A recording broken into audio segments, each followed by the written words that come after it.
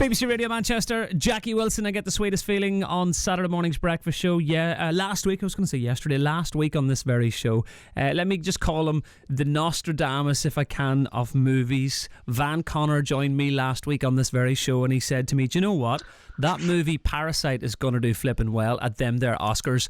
And lo and behold, it did okay, didn't it, Van? It didn't do bad. I'm going to go with Nostradamus, by the way. Well played. Well played, young sir. I'm a bit annoyed at myself. I didn't think of that.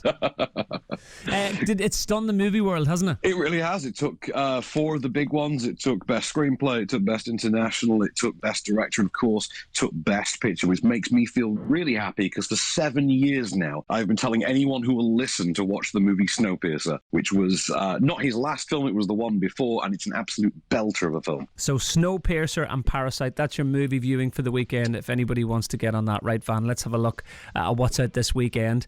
I'm looking at Emma. Tell me a bit about Emma, a star-studded cast. Indeed, so you'll remember, I think the last version we had of Emma was an astonishing 24 years ago now and starred the likes of Gwyneth Paltrow and Toni Collette and Jeremy Northam. A new version here directed by Autumn de Wilde. This one stars Anya Taylor-Joy, who I think most of us really would know from The Witch or Split, depending on what kind of film you watch generally. Also stars Johnny Flynn from the movie Beast as Mr. Knightley, stars Josh O'Connor from God's Own Country as Mr. Elton, and is, of course, the latest adaptation of the classic story by Jane Austen. It is Emma Woodhouse, matchmaker extraordinaire, but of course does not quite have the rosiest of love lives herself, and this seems to get her into a lot of trouble under circumstances that oddly resemble the movie Clueless. You must have had a shocking walk. Not at all, sir. It's a beautiful evening.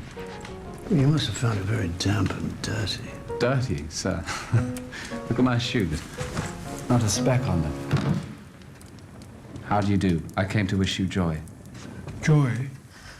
Oh, the wedding. It's a terrible day. So how did you all behave? Who cried the most? We all behaved charmingly. Everybody was in their best looks. Not a tear and hardly a long face to be seen. Bring the screen a little closer. Mr. Knightley feels a chill. Fan, I cut you off mid-thread there just to play that little clip of Emma. Forgive me for that. Will it do well? I think it will. I think this has got something going for it. There is a very contemporary edge to the style of it. It does feel almost at times like they've tried to imbue this style of something like Fleabag with it. Even though they've not changed a single kind of line of the dialogue, it's still got the same wit, still got the same candor that nearly every version of this story has, but it's all about Anya Taylor-Joy. There's just a sparkle to her, and the chemistry between her and Johnny Flynn is palpable. I think he's great. I think she's great. They're great together. Bill Nighy steals it. Miranda Hart's great. I think this is a movie that will just win a lot of people over. I'm telling you, the one that I'm really looking forward to, have been since it was very, very first announced. Ladies and gentlemen, strap yourself in. I'm wet. I'm cold. There's a fish on my head. And clearly I'm not going to be able to do this on my own.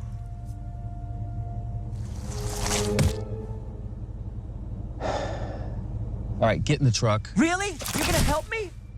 I guess it is a little bit my fault that all this is happening to you. Not a little bit, entirely. It is entirely your fault. It's entirely my fault. Are you coming? Yes. Road trip? Whoop whoop! What am I doing? Sonic the Hedgehog. Van, tell me this is good. Please tell me this is good. Now, I'm guessing that you're like me from the sounds of it. You are someone who's just grown up playing Sonic the Hedgehog on 16-bit consoles and all the way through to the present day.